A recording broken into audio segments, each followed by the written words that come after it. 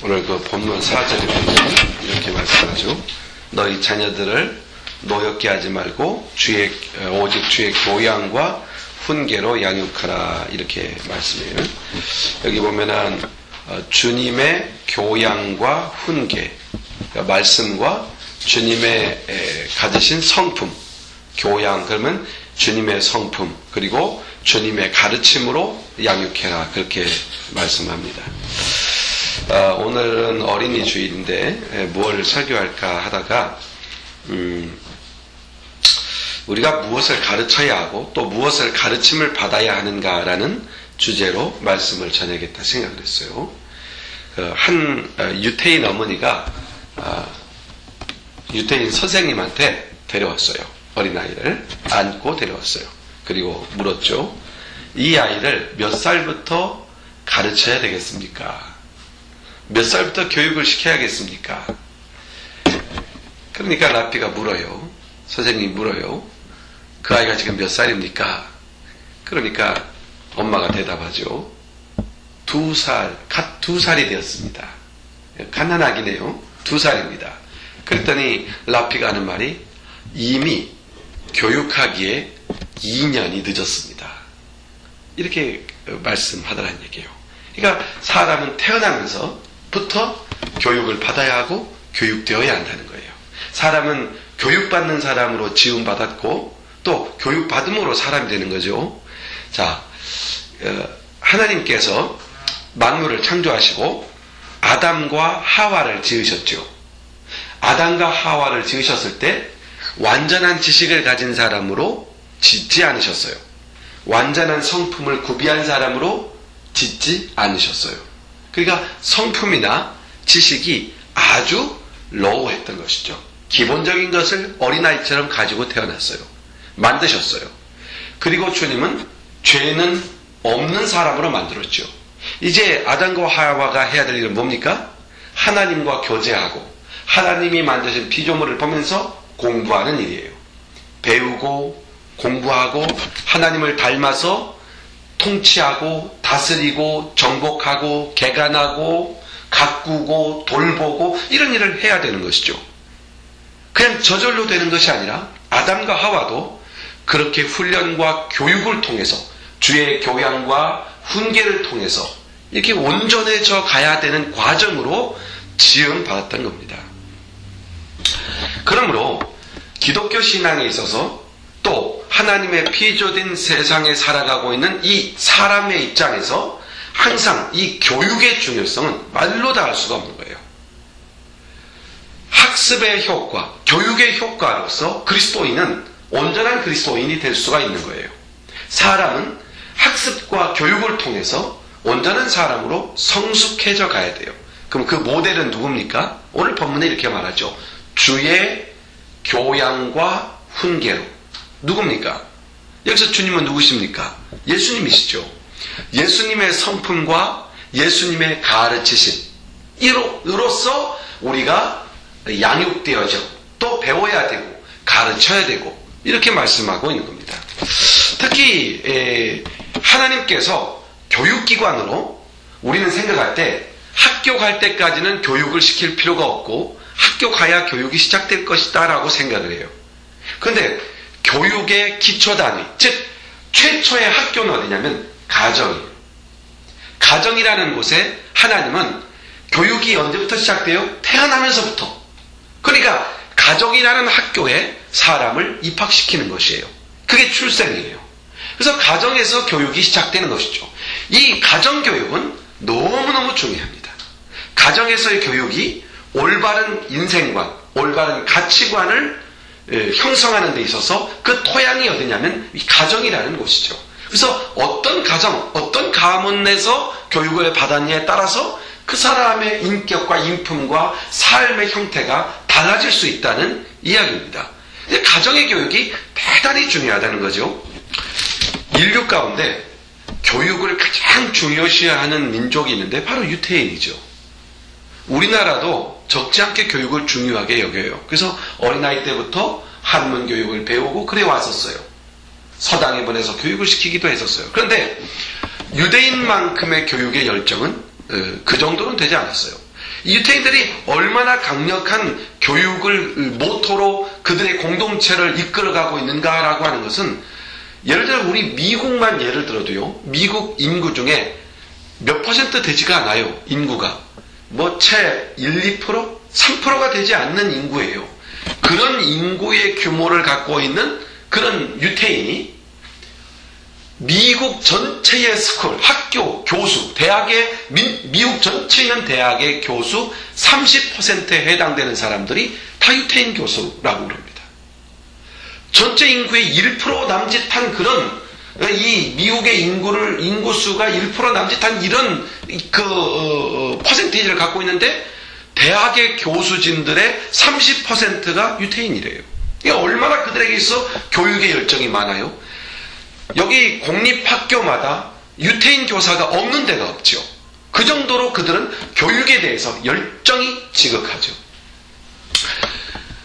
이들이 얼마나 학구열이 높고 교육에 대한 열의가 깊은가 하는 것은 세계적으로도 증명이 되는데, 전 세계 수에 비한다면 그들의 인구수는 퍼센테이지로 0.1%, 1%는 꿈도 못 꾸죠. 0.1%나 될까 말까 그런 퍼센테이지를 갖고 있어요. 아니 0.01% 정도 될지도 모르죠.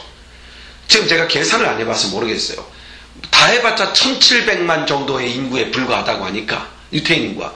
그런데 그런 퍼센테이지에서 노벨상을 받은 사람이 24%의 사람이 다 노벨상을 유태인이 갖고 있다는 거예요. 그러니까 그들의 학구열은 대단한 것이죠. 그런데 특별히 유태인들의 교육의 모토예요. 그들이 무엇을 근거로 해서 교육하고 있느냐? 그들의 교육의 텍스트북은 바로 성경이라는 데 있어요. 성경. 성경에 보면 이런 기가 막힌 약속이 있습니다. 성경 자체에 이런 약속을 주고 있어요. 하나님의 말씀은, 성경은 사람을 지혜롭게 한다. 그랬어요. 하나님의 말씀은 사람을 명철하게 한다. 그러니까 지금 우리가 내가 지혜를 주십시오, 하나님 앞에 기도해야 돼요. 그런데 주님은 기도하기에 앞서 우리에게 지혜의 책을 우리에게 줬어요. 그러면 성경을 읽어가면, 성경을 공부하면 사람이 지혜로워진다는 거예요. 또 성경 말씀을 공부하고 성경 말씀을 지키면, 그 말씀을 따르면 어떤 약속을 줬느냐면 이런 약속을 줬어요. 그 이름이 열방 위에 뛰어나게 하리라. 그 이름이 뛰어나게 하리라. 그러니까 하나님의 말씀을 읽고 꾸준히 공부하고 이런 사람에게 그 이름을 존귀하게 만들어준다고 했어요. 그런데 사실 역사 속에서 이 성경, 비록 그들이 신약은 갖고 공부하진 않지만 구약 성경을 정말 달달 외우듯이 공부하는 그들을 통해서 정말 세계가 열방 중에 우뚝 선 그런 민족으로 삼아 주신 것이 사실이잖아요. 어떻게 나라가 없이 2000년 동안 지속되었는데 2000년 만에 2000년 동안 민족이 흩어지지 않고 다시금 이스라엘 땅에, 팔레스틴 땅에 나라를 세울 수 있느냐는 거예요.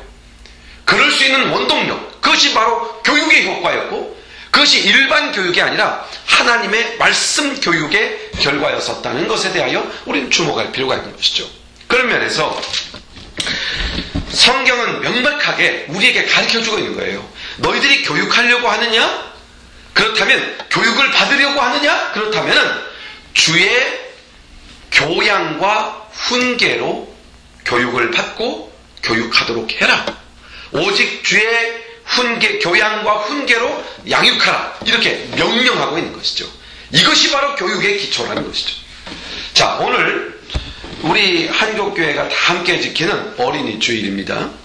어저께 보니까 미국의 국무부 장관인가 하는 사람이 한국 대통령에게 그 어린이날을 축하한다. 그래서 어린이날의 의미를 부각하는 그런 메시지를 보내왔었다는 그런 기사를 본 적이 있어요. 그러니까 5월 5일이 어린이날이고 또 5월 첫 주는 교회가 또 어린이 주일로 지키는 날. 그러니까 대한민국 모든 사람이 지금 오늘을 어린이 주일, 어린이날로 지키는 날이죠. 그래서 이 뜻깊은 주일에 성경을 가르치는 것, 성경을 가르침 받는다는 것이 얼마나 중요한 것인가. 그것을 꾸준히 반복하고 또 계속해야 된다는 것을 강조하려고 오늘 말씀을 준비한 겁니다. 자, 자녀들에게 성경을 왜 가르쳐야 되느냐?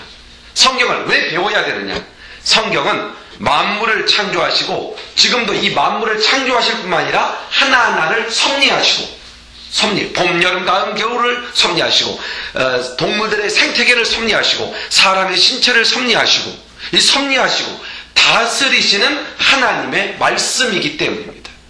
하나님은 그 말씀을 통해서 우리와 깊은 교통을 나누시기 원합니다. 시편 기자는 119편 5절 말씀에 이런 말씀을 해요. 주의 말씀은 내 발의 등이요 내 길의 빛입니다. 이게 무슨 말인지 알아요? 우리 큐티 할 때 꼭 큐티책 앞에 써 있잖아요. 주의 말씀은 내 발의 등이요 내 길의 빛입니다.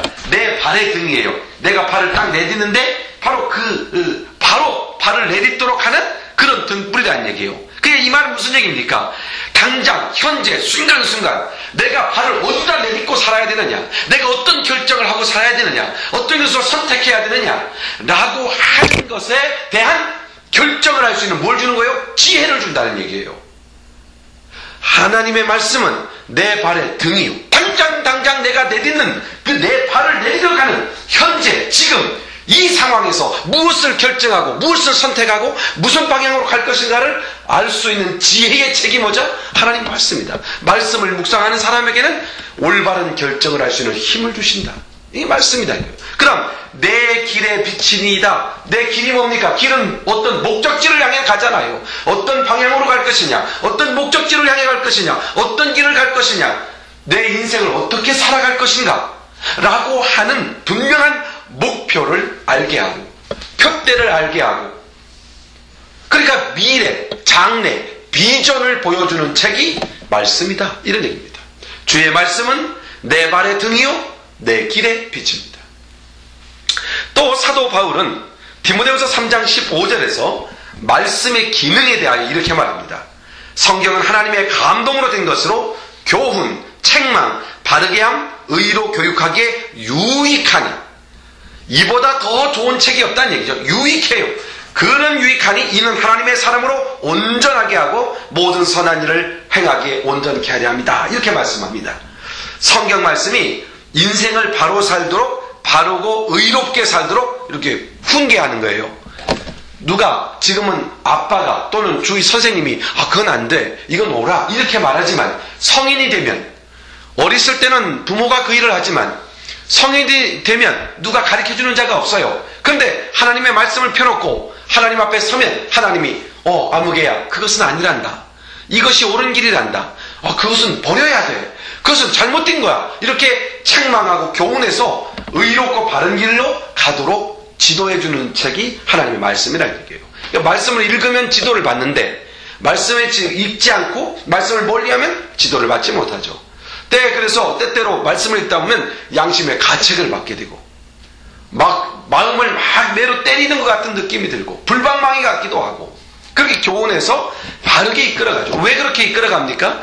말씀만 읽으면 성령님이 그렇게 하셔서 우리를 온전한 인격, 그리고 균형 잡힌 인격으로 온전히 서게 세워주고, 그리고 세상이 필요로 하는 온전한 사람, 내 직업, 내가 해야 할 일, 내가 봉사하며 살 것, 내가 감당해야 될 일들을 발견하고 찾아내고 그 일을 할 수 있도록 인도해 주신다는 거예요. 이게 말씀입니다. 그러니까 하나님의 말씀을 묵상하면, 말씀의 지도를 받으면 내가 가만히 움츠리고 앉으실 수 없죠. 말씀은 역동적으로 우리를 움직이게 하고, 그리고 일을 하게 하고, 삶의 방향을 정해서 가게 하고. 그러니까 말씀을 묵상하면 그래요. 근데 말씀을 묵상하지 않으면 어떻게 돼요? 어떻게 하면 좀 더 쉴까? 어떻게 하면 아무것도 안 하고 살 수 있을까? 이렇게 게을러지고 나태하게 되는 거죠. 그런데 하나님의 말씀을 읽게 되면 말씀이 막 우리를 흔들어 깨워요. 너 이렇게 해야 돼, 너 이렇게 해야 돼. 그래서 바른 길로 인도해 준다는 얘기예요. 그래서 삶이 온전하고 튼튼하고 견실하게 만들어 주신다는 얘기입니다. 말씀이 이런 기능이 있다는 거예요. 나아가 성경을 가르쳐야 하는 매우 중요한 이유 또 한 가지가 있는데, 그것은 성경이 바로 구원에 이르는 지혜를 갖게 해요. 구원에 이르는 지혜. 이 땅에서의 삶만 아니라. 그래서 사도 요한은 성경을 기록한 이유에 대하여 이야기할 때 요한복음 10장 31절 주보에 나와 있는데, 이 말씀의 뜻을 이해하기 위해서 제가 영어 성경 본문을 썼는데 한번 그 주영이가 큰 소리 읽어봐요. But these are written that you may believe that Jesus is the Christ, the Son of God, and that by believing you may have life in His name. 그렇죠. 그분의 이름을 인해서 그 이름을 믿음으로 믿게 하고 또 영생을 얻게 하고. 그러니까 뭡니까? 구원에 이르게 하기 위해서. 하나님 말씀을 준 것은요, 단순히 이 땅에서의 삶만 아니라 영원한 생명을 주는 그런 구원을 주기 위해서. 그리고 그 다음 구절이 있죠? 한 번 더 읽어봐요. 디모데후서 3장 15절. And how from infancy you have known the Holy Scriptures, which are able to make you wise for salvation through faith in Christ Jesus. 뭘 줍니까? 구원에 이른, 구원에 도달하는 그런 지혜를 갖도록 하는.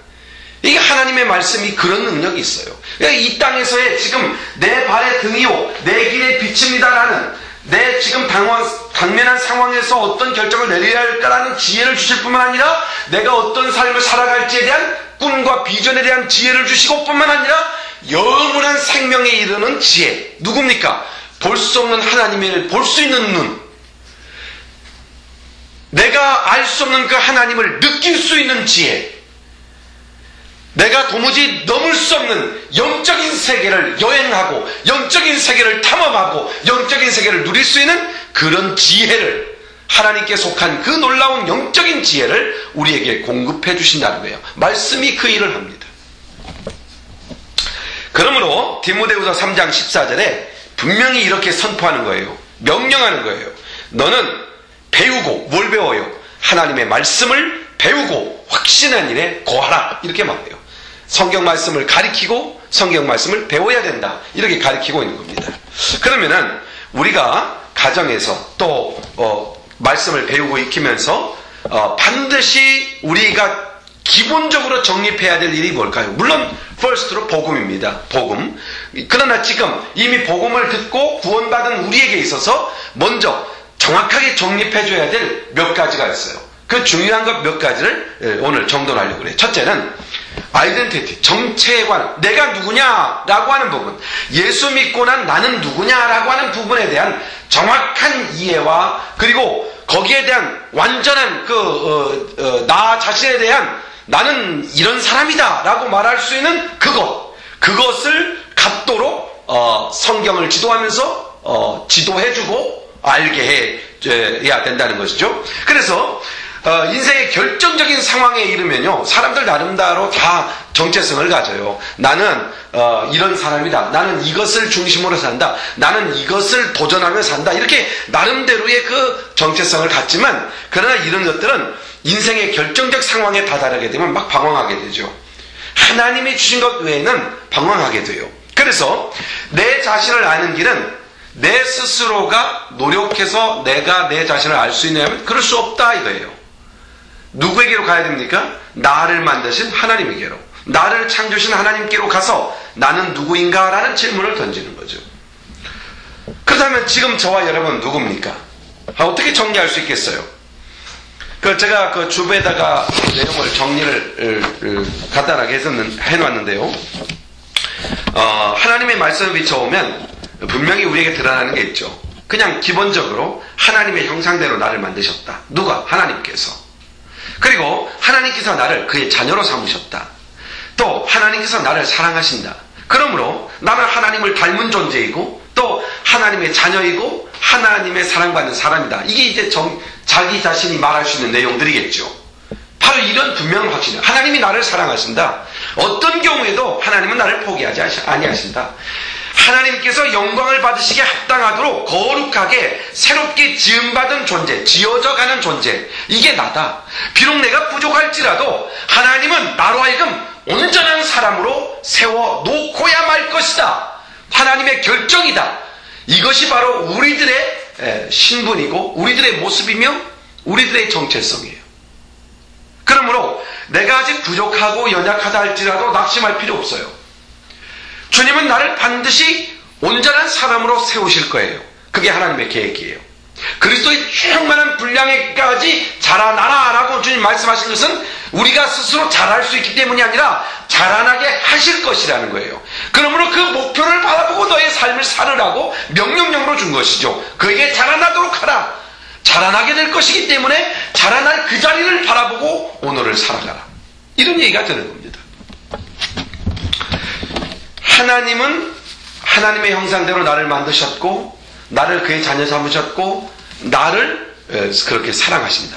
이게 아주 명확한 우리 자신의 정체성이죠.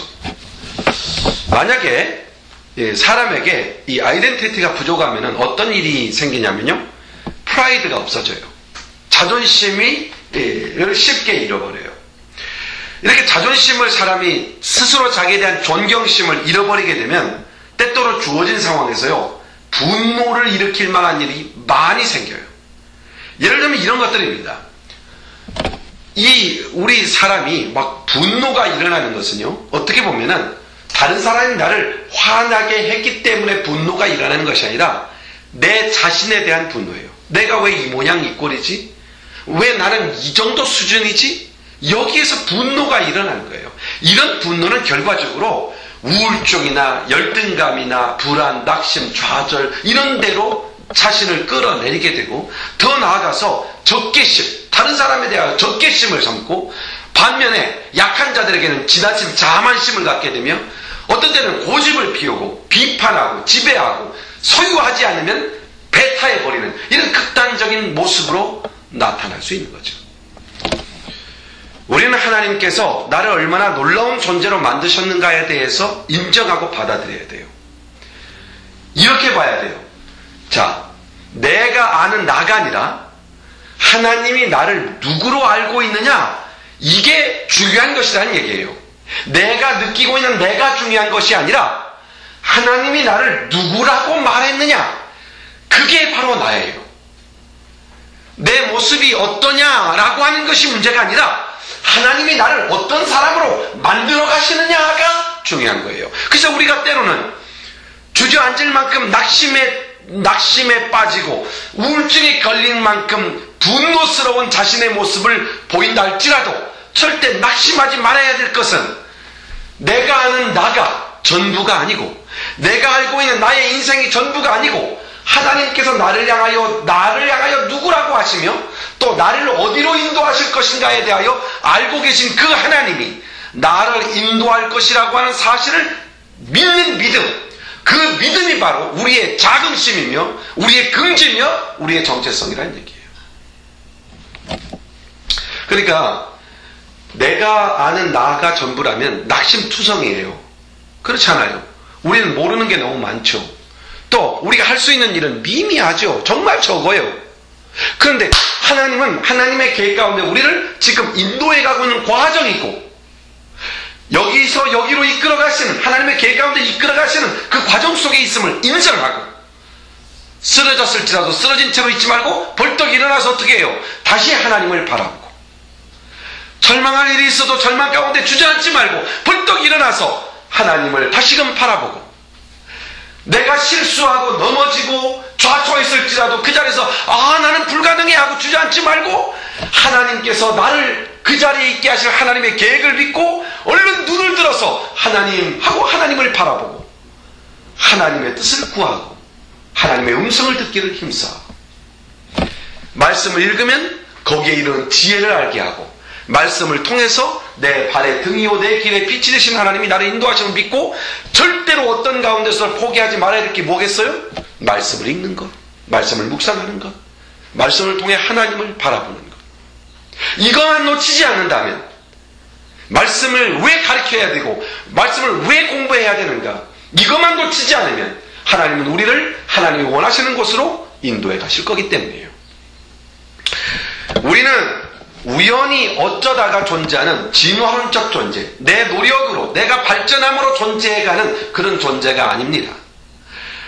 우리 한 사람 한 사람은 하나님의 놀라운 계획과 뜻 가운데서 존재하고 있고, 그 뜻은 여전하며 그 뜻은 반드시 성취됩니다. 그러므로 이렇게 고백할 수 있어야 돼요. 한번 여러분 그 주보에 나와 있는 글을 같이 한번 읽어봐요. 같이 읽어봐요. 시작. 나는 전능하신 사랑의 하나님으로 인해 세상에 있습니다. 나는 하나님의 형상대로 지음을 받았습니다. 나는 하나님의 자녀입니다. 나는 하나님의 말로 다 할 수 없는 사랑을 받고 있습니다. 그리고 하나님께서 영광 받으시기에 합당하도록 하나님께서 나를 만들어가고 계십니다. 아멘? 아멘. 이게 우리의 아이덴티티예요. 이 영화로운 자기 인식, 이 정체성, 이 아이덴티티를 항상 자기 자신을 말씀을 읽고 말씀을 들음으로 자기를 자꾸만 흔들어 깨우고 자신에게 가르쳐서 이 정체성을 놓치지 않고 이 정체성을 가지고 살아가는 그런 삶이 되도록 해야 합니다. 이것을 교육해야 되고요. 부모가 자녀를 그렇게 교육해야 되고 자녀는 자기 자신을 그렇게 교육해야 돼요. 우리 자신도 그렇게 가르쳐야 돼요. 그리고 또 하나, 우리가 말씀으로 자녀들에게 정립해줘야 하는 것, 또는 말씀으로 우리에게 정립되어야 하는 것, 그게 뭐냐면 내 인생에서 정말 중요한 게 무엇이냐라는 문제예요. 진짜 내 인생에서 중요한 게 뭐지? 진짜 중요한 게 뭘까요? 근데 사람들의 입장에서 중요한 것은 순간적이죠. 당장 내 눈앞에 보이는 중요한 것이 중요할 것이라고 생각하죠. 그러나 인생에 대한 정립은 이런 자기 노력이나 자기 관찰을 통해서 세워지는 것이 아니죠. 우리가 가장 중요한 어떤 것들을 내가 찾고 내가 이것이 중요하다라고 이렇게 결정하는 것들이 있단 말이에요. 사람들은 그걸 붙잡고 그것을 향해서 다름질하죠. 근데 그게 다 불완전해요. 어떤 상황에 도달하면 결과적으로는 그 도달할 곳은 허무밖에 없어요. 사람이 정한 목표, 사람이 정한 중요한 것은 당장 중요해 보여도 그곳에 가면 뭐만 놓여 있어요? 허무만 놓여 있어요. 아무런 쓸모가 없어요. 그게 나를 지탱해 줄 수가 없는 거죠. 어떤 사람은 돈을 벌어야 된다, 명예를 구해야 된다, 어떤 그 목표를 정해서 그 일을 성취하고 달성해야 된다. 그게 내 인생의 목표다. 물론 그런 것들이 우리의 근시안적인 우리의 목표가 될 수도 있죠. 살아가는 데 있어서 그것이 우리 삶에 데 도움이 되죠. 그런데 그것이 우리 인생의 본질적 아주 핵심적인 목표가 바로 그것이라면 그 자리에 딱 도달하는 순간 뭘 발견해요? 허무, nothing, 아무것도 없는, 아무것도 의지할 수 없는. 인생의 바른 가치관은 오직 하나님과의 관계에서만 세워질 수 있는 거예요. 그럼 우리가 하나님의 자녀로서 가장 가치 있게 여기고 힘써야 할 건 무엇겠습니까? 하나님과의 관계에서 인생에 가장 중요한 것들이 있다면 하나님과의 관계가 중요하죠. 그러니까 당연히 뭐가 중요하겠습니까? 우리를 있게 하신 하나님의 뜻, 하나님께서 내게 원하시는 그것, 바로 그것을 발견하고 행해야 되는데 그것을 행하는 것, 그것을 발견하는 것을 성경은 복이라고 말해요. 이게 행복하고 복된 삶을 살아야 되는데 그러기 위해서는 누구와의 관계가 중요해요? 하나님과의 관계. 그러면 하나님의 관계에서 가장 중요한 게 뭡니까? 우리 하나님을 기쁘시게 하는 것.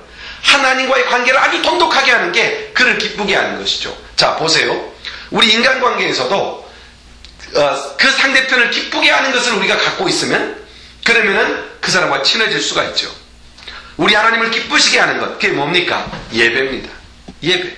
하나님을 찬양하고 예배하는 것. 그리스도의 보혈로 죄 씻음을 받은 정결한 백성이 새벽 이슬처럼 나와서 하나님을 찬양하고 경배하고 기도할 때 하나님은 기뻐하십니다. 하나님께 예배드리는 것보다 중요한 것은 없다. 우리의 믿음의 선배들은 그래서 예배 때문에 순교도 했던 것이죠. 우리도 예배를 중요하게 하겠다. 그럼 우리 하나님이 기뻐하십니다. 하나님은 예배하는 자를 찾으신다고 그러죠. 그리고 또 하나, 하나님이 기뻐하시는 단어가 또 하나 있어요. 그게 뭐냐면 순종이라는 거예요. 순종. 자, 하나님의 말씀대로 순종하는 것, 이게 중요하죠. 이거는요, 언제 알 수 있냐면 부모가 되보면 알아요. 부모가 되어서 자녀들에게 말했을 때 자녀가 그 말대로 순종을 해요. 그러면 부모는 너무너무 기뻐요. 순종보다 기쁘게 하는 게 없어요. 우리 하나님 앞에 순종하는 것. 그러면은 뭘 순종할까? 우리 하나님 앞에 무엇을 순종할까? 말씀을 순종해야죠. 그런데 이 두꺼운 책에 있는 말씀을 다 순종하려니 얼마나 힘들겠어요. 우리에게 이렇게 무거운 짐을 주님은 지우시는 게 목적이었을까요?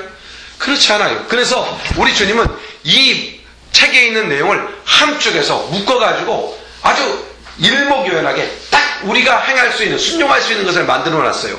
그걸 10가지로 딱 뽑아줬어요. 그게 뭐예요? 십계명이에요. 그러니까 우리가 우리 하나님께 순종할 때 십계명을 순종하면 되겠구나. 일단 이렇게 생각하면 돼요. 자, 그러면 십계명을 순종하는데 보면은 그렇죠. 1계명부터 4계명까지를 한번 보세요. 여러분 그 주보에 보면 다 나와 있죠. 자, 보세요. 첫 번째 계명이 여러분이 읽은 넷째 줄에 나오죠. 너는 내 앞에 다른 어떤 신을 있게 하지 마라. 하나님만 섬겨라. 이런 얘기예요. 우상을 섬기면 안 된다. 이런 얘기입니다. 그 다음에 두 번째, 우상을 만들지 말아라. 왜 사람들이 그러잖아요. 모든 사람들은요, 자기가 존경하는 인물을 형상으로 만들기를 원해요. 그러니까 형상으로 만들어 놓으면 결과적으로 어떻게 돼요? 기념하고 숭배하게 돼요. 그래서 하나님께서는 사람의 형상 같은 걸 조각으로 만드는 걸 원하지 않아요. 근데 우리 미국 땅에 보면 너무 많아요. 너무 많아요. 우리 방에도 있어요. 우리 방에도. 자, 사람 형상을 만들면은 나중에 가서 그걸 자꾸만 숭배하고 싶고 마음이 약해졌을 때 그 옆에 가서 기대고 싶고 그래요. 하나님보다 피조물을, 자기가 만든 것을 숭배하게 되죠. 그래서 그거 하지 말라. 왜? 하나님 외에 다른 것을 섬기면 안 된다. 이겁니다. 그리고 세 번째 뭐라고 합니까? 안식일 날을 기억하여 거룩해. 이게 무슨 얘기예요? 예배를 기뻐하신다는 얘기예요. 예배를 놓치지 말라는 얘기예요. 하나님을 예배하는 사람이 되어야 한다는 것이죠. 그 다음 뭐라고 말합니까? 주 너의 하나님의 이름을 헛되이 사용하지 말라. 하나님의 이름을 존귀하게 하라고 하죠. 이 네 가지가 하나님을 사랑하는 법이죠. 하나님 앞에 서는 것이죠. 하나님만 섬겨라, 하나님만 예배하라, 이렇게 정리하면 되겠네요. 그리고 다섯 번째 계명부터 보면은 부모를 순종하라, 살인하지 말라, 간음하지 말라, 도적질하지 말라, 거짓말하지 말아라, 이웃의 물건을 훔치거나 이렇게 탐내지 말아라, 이렇게 말씀하죠. 이런 것들을 지키면은 하나님의 사람답게 살아갈 수 있는 삶의 양식이 되는 거죠. 다른 사람이 볼 때 저 사람 진짜 하나님 믿는 사람이구나, 이렇게 칭찬하게 된다는 얘기예요. 그런데 우리가 생각할 때 이 십계명도 얼마나 짐이 되는지 몰라요. 십계명 다 지킬 수가 있겠어요, 우리가? 미움이 일어나는데 어떻게 해요? 욕심이 일어나는데 어떻게 해요? 그래서 이 모든 걸 지킬 수 있는 원리를, 계명을 지킬 수 있는 원리, 계명을 온전히 순종할 수 있는 키를 주님이 우리에게 주셨어요. 그게 두 가지 키예요. 하나는 뭐예요? 하나님을 사랑해라. 하나님을 사랑하기 시작해요. 이웃을 사랑해라. 그러니까 내가 저 사람한테 거짓말하지 말아야지, 저 사람을 빼앗지 말아야지, 이런 생각을 해서 지키려고 하면 너무너무 스트레스를 받죠. 근데 주님은 이렇게 하는 거예요. 그 사람을 진심으로 사랑하는 거예요. 그 사람이 잘 되기를 바라고, 그 사람이 축복받기를 바라고, 그 사람이 행복하기를 바라고. 이게 사랑이죠. 사랑하는 마음을 가지고 하나님을 예배하고. 자, 하나님을 너무 사랑해요. 근데 예배 시간이 늦거나 예배 시간을 서로 소홀히 할 수가 없죠. 사랑하는데. 또 사랑하는데 원망하고 불평하고 안 좋은 일을 행하고 거짓말하고 이럴 수가 없죠. 그러니까 사랑하면 된다는 얘기예요. 얼마나 주님께서 쉽게 계명의 짐을 지게 하셨는지 몰라요. 우리 주님이 그랬어요. 나를 따라오너라. 내 멍에는 쉽고 가벼우니라. 멍에가 뭐냐면 소가 큰 마차를 끌기 위해서는 이렇게 멍에에다가 이렇게 꺾여진 것을 걸머지고 거기에 끈을 매서 목으로 끌고 가게 돼 있어요. 목으로 끌고 가는 거예요. 그러니까 얼마나 무겁고 힘들겠어요. 짐이 많이 실어 있으면 더 힘들겠죠. 그런데 주님께서 우리가 계명을 지키는 것이 이렇게 멍에를 지는 것과 같은 거죠. 힘들죠. 그런데 우리 주님께서는 아주 쉬운 멍에를 지지 않을 수는 없죠. 마차를 끄는데. 그런데 아주 쉬운 멍에를 줬다는 거예요. 그게 뭐냐면 사랑하는 것이다 그랬어요. 사랑하는 것이다. 이 땅을 살아가면서 사람을 사랑하고 하나님을 사랑하고 사랑으로 대하고 사랑으로 말하고 사랑하는 마음만 가지면 계명은 다 지킬 수 있게 된다. 얼마나 쉽습니까? 이거 하지 말아야지, 저건 하면 안 되지, 이걸 왜 했을까, 이건 하지 말아야 돼, 이건 지켜야 돼. 너무너무 힘들잖아요. 그런데 우리 주님이 오셔서 이렇게 말했어요. 내가 너희를 사랑한 것처럼 너희도 이웃을 사랑해라. 하나님을 사랑하고 이웃을 사랑해라. 사랑하면 모든 율법이 이 사랑 안에서 다 지켜지느니라. 다 이룰 수 있느니라. 자, 하나님께 순종한다는 것이 어려운 것이 아니라 그래서 즐거운 일이 될 수 있는 거예요. 하나님을 기쁘시게 하는 원리가 뭐라고 했어요? 하나님께 예배하고 하나님 말씀에 순종하는 거. 이거 잊지 말아야 돼요. 하나님을 기쁘시게 하는 거, 예배하고 순종하는 거. 그런데 하나님은 또 하나 기뻐하시는 게 있어요. 그게 뭐냐면 다른 사람들을 사랑하는 거예요. 하나님이 사랑하는 사람을 사랑하는 거죠. 그게 누굽니까? 하나님은 사람을 사랑하세요. 사람들을 사랑할 때 하나님은 기뻐하세요. 그래서 가장 사랑하는 게 뭐예요? 살려내는 거죠. 만약에 우리 딸이 길에서 넘어져서 크게 다쳤어요. 근데 다른 어떤 사람이 딸을 업어다가 병원에 가서 치료를 다 해줬다면 아버지 된 저로서는 말할 수 없이 고맙죠. 어떻게 감사를 해야 될지 모를 정도로 고맙죠. 우리 주님은, 우리 하나님은 다른 사람을 사랑하는 것을 마치 하나님 자신을 사랑하는 것처럼 생각했어요. 그래서 이렇게 말씀하죠. 한 소자에게, 한 힘없는 어린아이에게, 구걸하며 사는 어린아이에게 냉수 한 그릇을 대접하는 것조차 다 나에게 한 것이다. 주님은 그렇게 말씀하세요. 그러니까 이웃을 사랑하는 것은 하나님을 사랑하는 거예요. 오늘 말씀을 정리합니다. 우리가 즐겁고 행복한 삶은 하나님과의 올바른 관계에 있어요. 그게 틀림없어요. 우리가 그것을 충분히 누리지 못하는 데 문제가 있을 뿐이에요. 그러므로 늘 주님의 교양과 훈계로 말씀을 배우고 가르치는 사람이 되어서 말씀을 가르치며 또 우리가 반드시 정립해야 될 이 세 가지, 오늘 말씀했죠. 첫째는 하나님 앞에서 내가 누구인가에 대한 아이덴티티. 내가 누구죠? 하나님 앞에서 하나님이 나를 만드셨어요. 그가 나를 사랑하세요. 그가 나를 그의 자녀로 삼으셨어요. 이게 우리의 정체성이에요. 이 땅에서 거칠 것 없죠. 하나님의 자녀고 하나님이 나를 사랑하신다. 그럼 언제든지 하나님께 기도할 수 있죠. 자, 인생을 살아가며 가장 중요한 것, 그게 뭐라고 그랬어요? 하나님을 사랑하는 거예요. 하나님을 사랑하는 방법 두 가지를 기억하면 돼요. 예배를 잘 드리는 거예요. 하나님 앞에 예배하는 것. 그리고 하나님 말씀에 순종하는 것. 순종은 어떻게 해요? 사랑하는 것.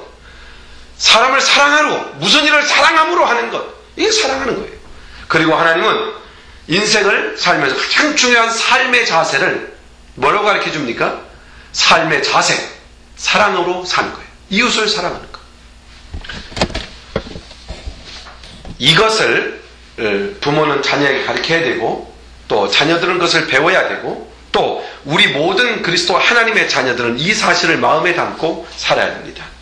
결론적으로 하나님 앞에서 내가 누구인가를 바로 알고 진심으로 하나님을 사랑하며 이웃을 내 몸같이 사랑할 때 하나님께서 그 사람을 기뻐하고 그 사람을 축복하고 그 사람을 사용하신다는 이 사실을 알고 깨닫고 가르치고 누릴 수 있는 그런 우리가 모두가 되기를 주님의 이름으로 축원합니다. 기도합니다.